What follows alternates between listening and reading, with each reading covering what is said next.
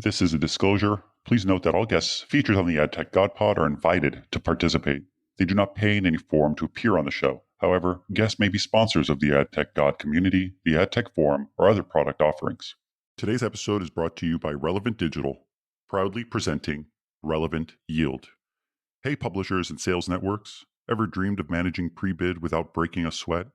How about real-time performance analytics, total SSP control, consolidated revenue reporting, and overall efficiency to supercharge your ad sales? Well, dream no more. Introducing Relevant Yield, the unified platform for programmatic sellers, an independent solution that develops with the industry trends, showing you the way to the bright media sales future. Get to know us, and soon you'll wonder how you got along without. And here's the kicker. Mention this podcast, and we'll send you the trendiest socks in town. Learn more by visiting relevantyield.com. Welcome to the AdTechGod pod, your window into the world of advertising technology and the people behind it. I'm your host, AdTechGod. Welcome, AdTech enthusiasts, to another episode of the AdTechGod pod. I am your host, AdTechGod. This podcast focuses on the people who drive innovation, growth, and standardization for our industry. This podcast has always been about the people and will always be about the people. Today we have a guest known by many, none other than Anthony Katsur from the IAB Tech Lab. His friends call him Tony. Tony brings a wealth of experience and insight to the AdTechGod pod. Tony's career is a roadmap of success in advertising technology companies. He's been a driving force at some of the most innovative companies in our industry. Most recently, his tenure at IAB Tech Labs has been marked by groundbreaking initiatives, pushing the boundaries of digital advertising standards and practices. His leadership in developing new technologies and policies has profoundly influenced how digital advertising operates at a global scale. Before his remarkable work at the IAB Tech Lab, Tony held key positions at companies like Nexstar, MediaMath, and DoubleClick. At each of these companies, he was instrumental in steering digital strategy and growth. But beyond his impressive resume, Tony's real talents lie in his forward-thinking approach to ad tech. He's a leader who understands the intricate balance between technology, user experience, and effective advertising. His insights into programmatic advertising, data privacy, and emerging tech have made him a sought-after thought leader in our field. I'm happy to introduce my guest. Tony, welcome to the AdTechGod pod. Thank you very much, AdTechGod. I am very excited to be here, and I love the work you've been doing over the past 3 years, but particularly these podcasts have been deeply informative and also entertaining. I think that's my goal. I think the goal is, open, candid conversation with people, understanding their stories, sharing their insights. I think it's important. I think it's important that we talk. And in a lot of these types of conversations that I have with you and our guests, many people just don't get access to it in a lot of the events that are out in the market. So I think just being candid and open is really key for us to share the knowledge. I agree. Tony, I start every podcast with how people got into the industry. How did you get into ad tech? Because I see you started way back. I don't want to say way back, but it's way back to DoubleClick. Oh, it's way back for sure. I got into this industry, so I was working on FedEx right around, I think we'd already acquired Kinko's. So the FedEx Kinko's network of, their shipping warehouses, their shipping centers, as well as their print centers back when printing documents was still a really big thing. And I worked on their systems. So I did a lot of, their network and their systems architecture and systems integration. So while I was there, a recruiter reached out to me. My background is in networking, system administration, I definitely did my fair share of programming in C and C++, but I was never a great programmer. I was always a better systems guy. And a recruiter reached out to me and asked me if I was interested in working in the internet advertising space. And I was like, wait, there's advertising on the internet? And they introduced me to this little company called NetGravity. And I interviewed with NetGravity, and I interviewed with the whole team there. It was Aaron Mittman, Tom Deerline, Dave Fall, and they made me an offer to join the sales engineering team. So, that blend of business and tech, which I thought was really appealing and kind of got me out of a bash shell. I thought, well, this could be really interesting. Let's give this a go. And that's how I got my start. I think if I wasn't the last, I was one of the near last employees hired by NetGravity before DoubleClick acquired us. I'm pretty sure I was hired maybe 6 months before the acquisition of NetGravity by DoubleClick. And then, as they say, the rest is history. And I was at DoubleClick for just shy of 9 years through all the ups and downs, the 0102 recession and dot-com crash. I was there, through taking us private as well. JMI Equity and Hellman & Friedman took us private. And then I left about a year before the Google acquisition of DoubleClick. And that's how I got into the space. I feel like a lot of the industry leaders today really started at DoubleClick. I've been, snooping around while I click, LinkedIn, and I see people's job histories, and I click DoubleClick and I see kind of where it leads me. And then I look at all the industry kind of CEOs, founders, executive leadership team. And it seems like so many people in our industry who now have, I guess, the latest and greatest ad tech type company or lead them started at DoubleClick. So it's pretty cool to see how over the years, a sales engineer runs IAB Tech Lab, and how other people that worked at that company now have their own startups or companies. I think you can trace the joke in the industry is, we're known as the DoubleClick Mafia. And I think there's been a big diaspora that came out of DoubleClick. Right Media was born out of DoubleClick alumni. Beeswax, Ari Paparo. Ari and I used to sit next to each other at DoubleClick. That's another one. Rocket Fuel, Richard Frankel. Richard was actually a NetGravity executive. There's so many companies that were born out of DoubleClickers that, stayed in the industry and moved on to advance the ecosystem over the years. So a lot of companies, there's the PayPal Mafia, and I think there's also the DoubleClick Mafia. Right. It's pretty incredible to see. Obviously that spun out into so many other companies you've worked at over the years: Nexstar, MediaMath, DoubleClick, also Rubicon, Magnite. What are some of the biggest, I guess, highlights or milestones in your career that you feel you're really proud of? It's a great question. This is your time to shine, Tony. Oh yeah. Highlights. Taking DoubleClick from a waterfall product development approach to an agile methodology. DoubleClick at its height, had near 1,000 engineers between onshore and offshore engineers, about 1,000 engineers. I want to say close to 30, 40 product managers. And we were very much a traditional waterfall shop. And so introducing agile into DoubleClick and successfully executing on that transition is something I'm definitely very, very proud of.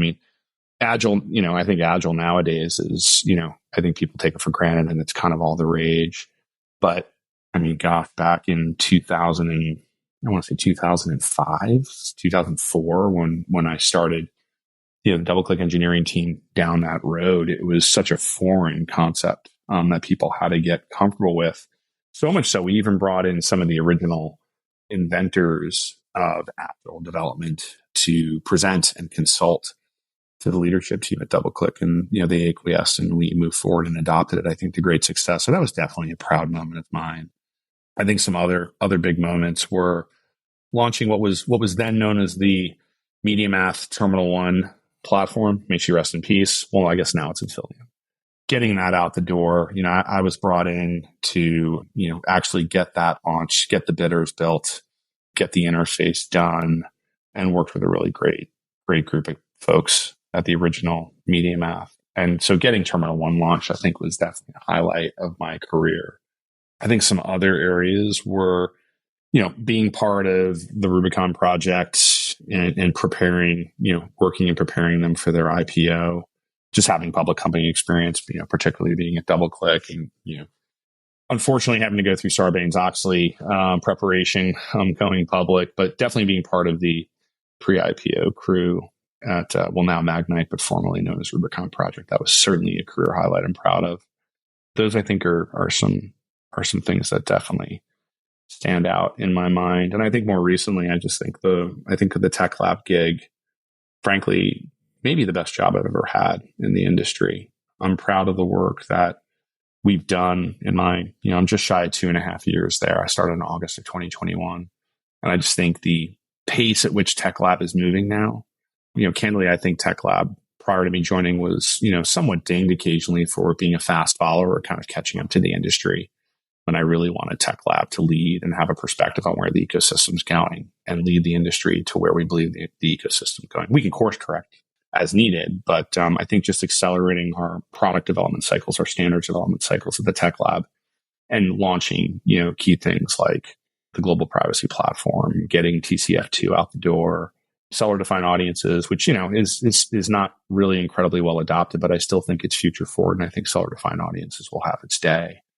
Data clean room standards, things of that nature. I think the work that we've done at Tech Lab to support and grow the industry is something that I'm particularly proud of. And the team, I'm surrounded by an incredible team at the Tech Lab. I mean, I don't think they get enough credit for the work that they do and the determination and professionalism and the grit that they exhibit every day to get the work out the door. And I'm supported by a phenomenal board. I've got one of the best boards in the industry. They're vocal, they're opinionated, they're deeply technical. They don't hesitate to speak up, and I love that. So those, I think, are some of the career highlights. You touched on so much, everything from, moving to Agile, obviously working with a company that goes public, turning around the IAB Tech Lab from more of maybe a reactive type of company into more of a leading type of initiative and standardization across the industry. And those are all huge milestones and huge steps and challenges. I've never experienced the going public part myself, but I know that even just working in the industry, I'm hearing a lot more from the IAB Tech Lab. I'm seeing a lot more, especially over the last couple of years.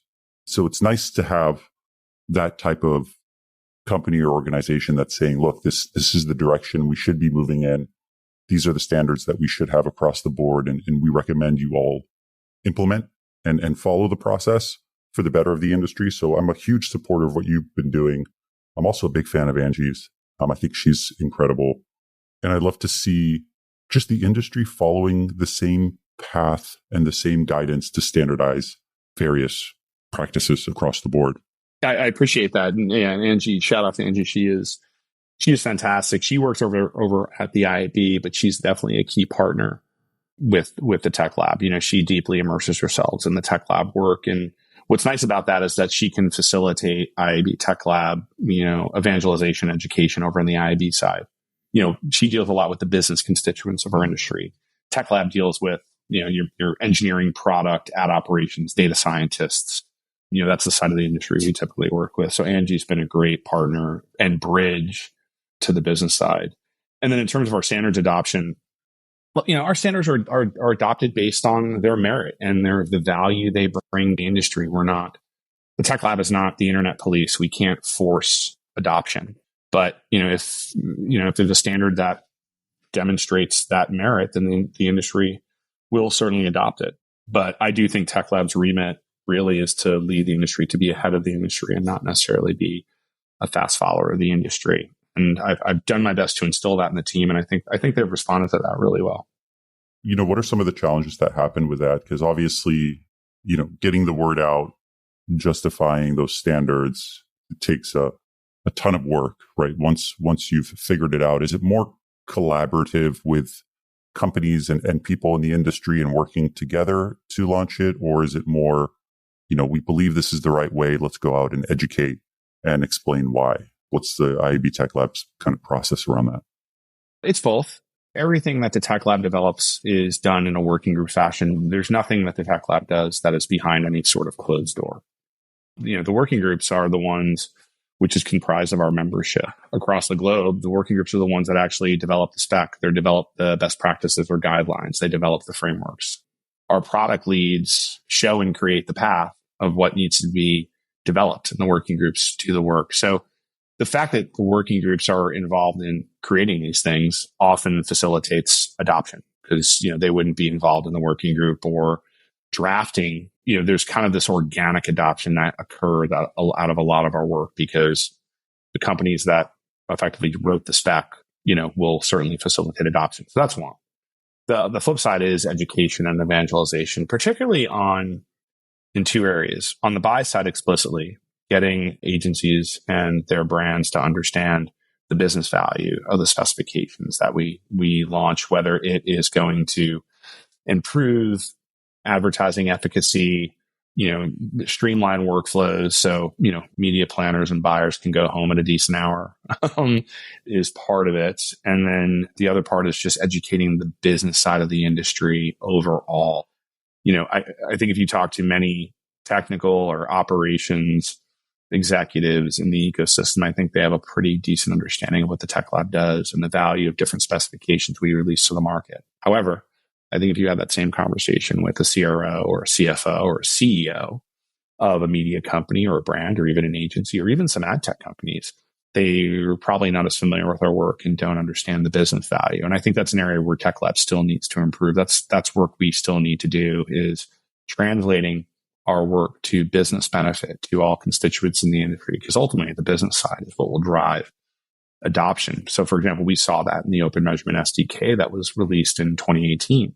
Mark Pritchard got on stage at IAB ALM in Florida and, issued an edict about viewability and the need to standardize that measurement. And viewability will be a key metric that will inform how P&G spends its dollars. Well, voila, I think within 9 months or less, viewability was quote unquote solved. And then we released the Open Measurement SDK to normalize and standardize viewability metrics across multiple screens. That's now deployed across 3 billion devices globally. We've got about 150 companies that have adopted the Open Measurement SDK, largely because the buy side understood the business value of having normalized viewability metrics across multiple screens. And so they demanded it. It went into their RFIs and RFPs, and the industry adopted it. So those are the two. That's why I say it's really both. So there's this kind of organic adoption that happens with our specifications due to the nature of how they're developed. And then there is companies understanding the business benefit. And we need to educate the industry on what the business benefit is to help drive adoption. It's funny you say that. It was a very similar conversation with Brian O'Kelly, who I just recorded with. He had mentioned the same. He said, seeing your carbon footprint is different. Understanding the value of doing that is important. And most people understand the importance of taking care of our Earth. He said it's leading by both kind of an innate feeling to take care of the world that we're going to live in and raise our children in, but there's also a huge business element to it and a big technical element to it. So being able to provide a solution that is both beneficial to both sides of the business needs a lot of buy-in. So you need buy-in from the business side of the team and you need buy-in from the technical side of the team. And so being able to do that by having someone stand up and say, look, this is an important piece to our business. Moving forward, we suggest you implement this, is really the driver. So I love seeing the buy side and really kind of pushing new initiatives forward so the industry itself can benefit. Yeah. No, I think look, the buy side is the tail that wags the dog. The dog being this industry, there's no question. I've said throughout the years, not even really jokingly, I'm like, there's a little bit of P&G in everybody's paycheck. Right. That is true. That is so true. For me, I feel like everything is in service of the marketer. The ones who have the dollar, we're the ones who need to service them. So you're either, catering to the actual marketer themselves, or you're catering to the user experience. It's finding that healthy balance of driving valuable advertising for marketers, but then also balancing out for a good user experience for consumers on the publisher side or on the sell side. So I think it's really important to get buy-in. Where do you feel things are heading for 2024? Oh boy. Where are things headed? I think the digital ad economy globally has never faced so many watershed moments. And it's one of the reasons, one of the driving factors of why I took the job at the Tech Lab, because I feel like we're kind of in the center of this maelstrom of, challenges and opportunities. So, the obvious ones are, privacy and identity and addressability. You can't talk about any one of those things without talking about the other two. And I think we are at myriad crossroads, whether it be regulations across the globe, whether it be the machinations of big tech, Apple and Google's Chrome and Android. So I think, the industry has really been pushing hard to adapt to what's happening in the addressability component of our ecosystem. So I think that's been a big that's been a focus of 2023. I think that focus is only going to become heightened and frankly more challenging in 2024. No secret that CTV continues to experience explosive growth. That's kind of a captain obvious statement. But I think measurement and, cross environment TV currency is an utter mess.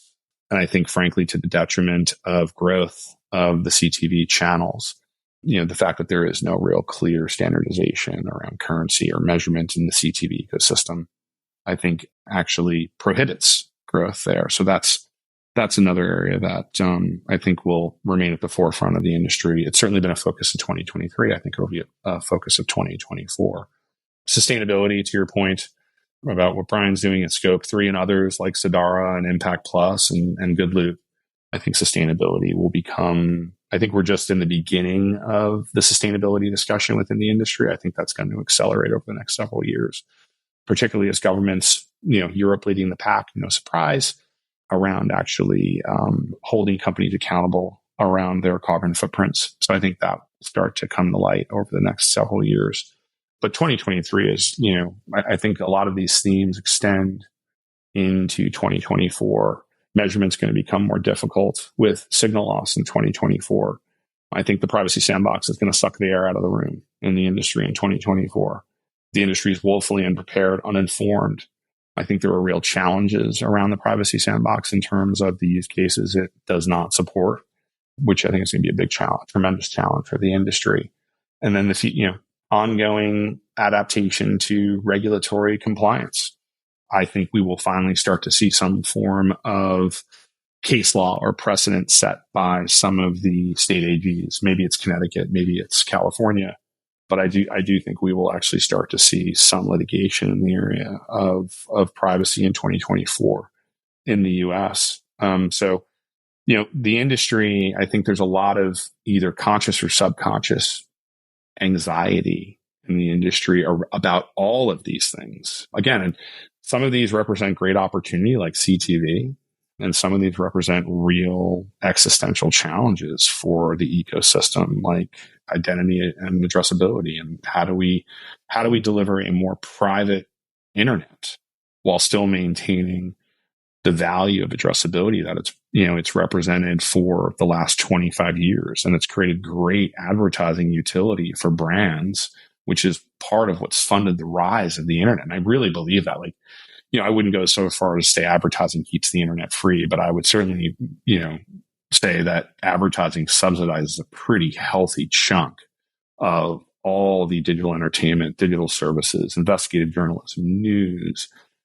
That is heavily ad supported. And I fear that where we're headed could impede that, which could impede innovation and growth of the open web. So many changes. It's been constant, as you mentioned, between privacy, between standardization, between regulation. It's endless. And it's really hard to keep track of what is on the horizon and what is going to be a standard, or whether this is just kind of a buzz thing that's flying by our heads and we need to kind of pay attention, but not necessarily act on it yet. It's constant. How do you personally keep track of what's going on? I'm sure IAB Tech Lab has their own kind of process or documentation or source, but I'd love to share with the people how they could potentially keep up to date with any future changes that might help them steer their companies or their careers in the right way. Great question. It comes from our vision for the industry, or our vision. We just finalized our 2024 roadmap and budget, basically our 2024 strategic plan. How our plan is informed, or how our strategy is informed. And another thing that I've instituted within the Tech Lab is, I want the Tech Lab, so our product leads, I want the entire organization. Don't think about just 2024. Don't think about the year ahead. I want us to think 3 and 5 years out, because, I think some of these things like improved measurement and perhaps some unified measurement frameworks in television is, it's a 5-year initiative. Privacy is going to play out over the next 5 to 10 years. The transition from linear audiences and advertising budgets to streaming environments is going to play out over the next decade. So we need to think 3, 5, and in some cases 10 years out. So how we are informed of those trends, or how we see those trends, come from our board, again, as I mentioned, we have a very highly intelligent, deeply technical, heavily operationally focused board.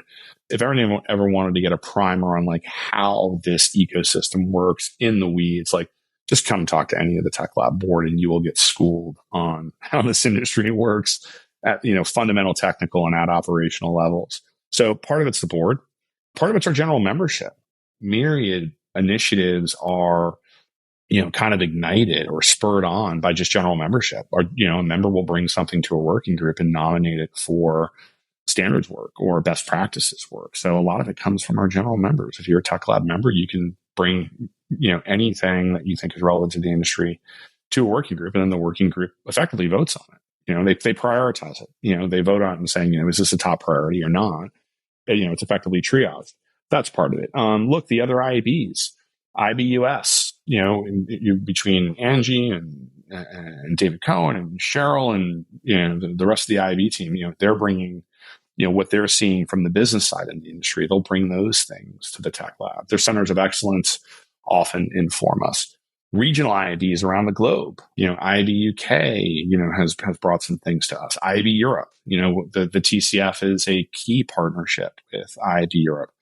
The recently released DSA V1 for to support the Digital Services Act, which will be enforceable February 17th, 2024.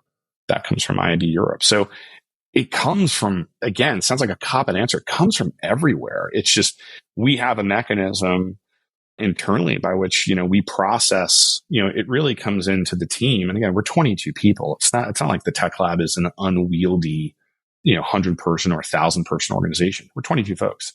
So we discuss these things as a team weekly.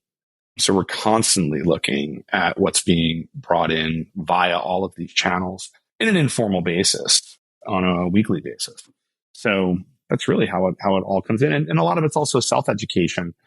I'm constantly out there speaking to the market, whether it's, at an event or lunch or dinner or drink or breakfast or, myself, Shaylee Singh, who's our COO, he's always, he's at events. Shaylee's fantastic. Jill Whitcop, she's out there as well. I mean, Hillary Slatter, the whole team, these are people that are very proud of the work they do and they're immersed in the industry and they want to make the industry better. So, that's another component is that the Tech Lab is out there learning the industry. So it comes in so many different ways. And I would say it's informal how it comes in. And then I would say we have a quasi-formal process by which we ingest that and then prioritize it. And then, of course, at the end of the day, those things are brought to our working groups.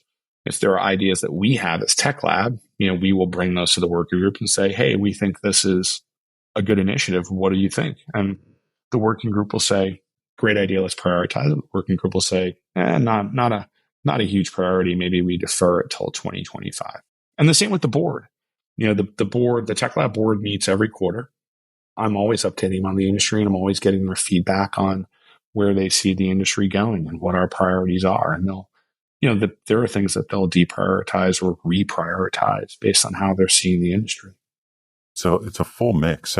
Even just thinking about IAB Tech Lab and IAB, looking at the list of your members, it's basically the who's who of the industry is obviously involved. Everyone from Amazon Amagi and the A's to Cox Communication and the C's. I'm scrolling through it now and it's an endless list of people.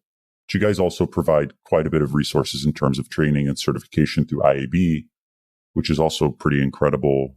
I'd love to share anything you have, Tony. I'm always happy to obviously share what you guys are doing in market. I think it's really important that everybody stays up to date with what's coming up on the horizon. I love what you guys are doing. And Shales also is an incredible person and he's a friend and someone I message with often. So I'd love to have him on at some point in the near future also.